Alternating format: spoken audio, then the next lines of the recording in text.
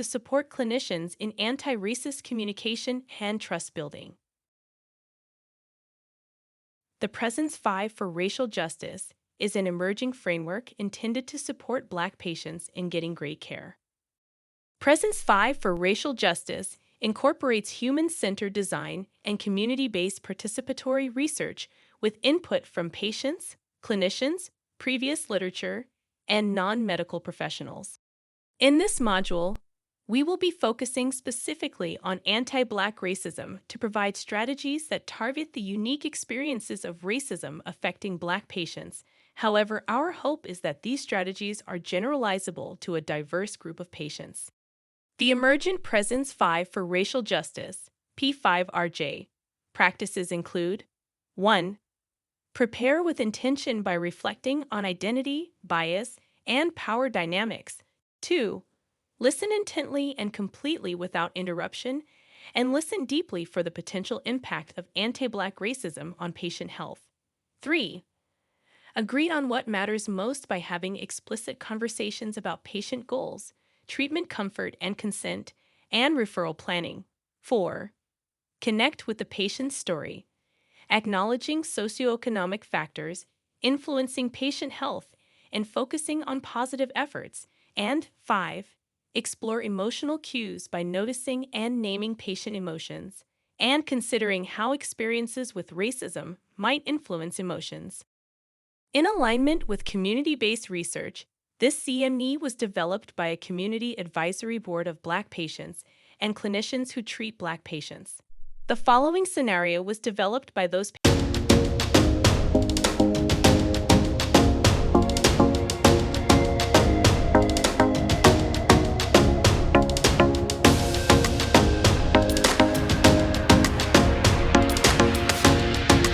factors influencing patient health and focusing on positive efforts.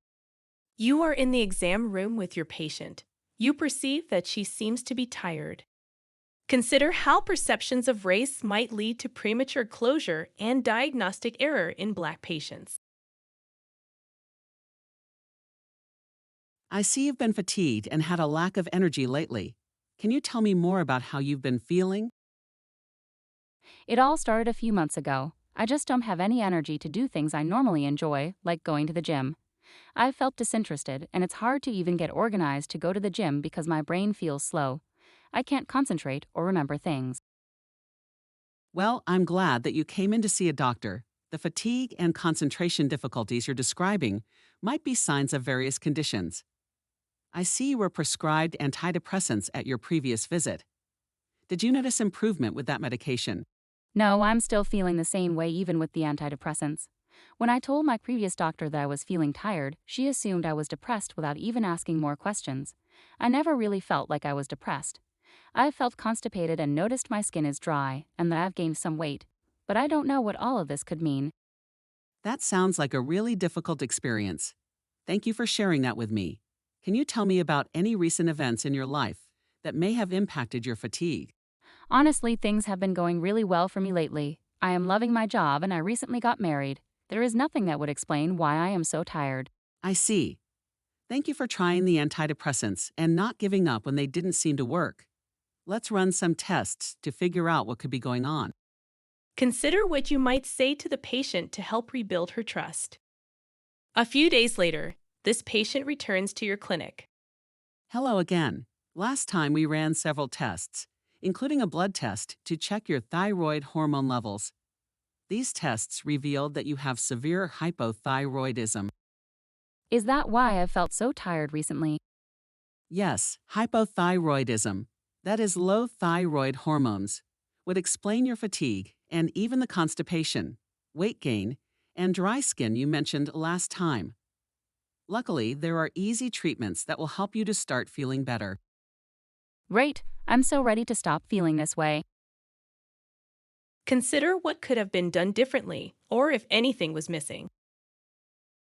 What is the evidence behind the domain of connect with your patient's story?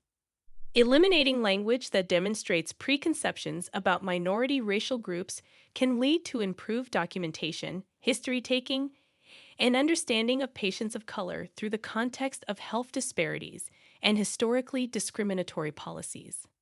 Understanding the history of racism in medicine can help combat anti-Black racism by understanding the historical reasons of lack of trust placed in medicine by Black patients. Keep these practices in mind when connecting with your patient's story. How do you combat anti-Black racism in your patient's health journey? Here are some examples of how to connect to the patient's story. Internally consider historical instances of racism that may be a part of your patient's story. Follow your patient's lead when discussing historical racial trauma. Convey openness to patients' individual beliefs. Celebrate effort and progress using positive language to promote trust and partnership. Improving care for Black patients requires clinician self-reflection, personal commitment, and institutional support. Incorporating these Presence 5 for racial justice evidence-based strategies into your clinical practice is one way in which you can make a positive difference in the lives of your Black patients.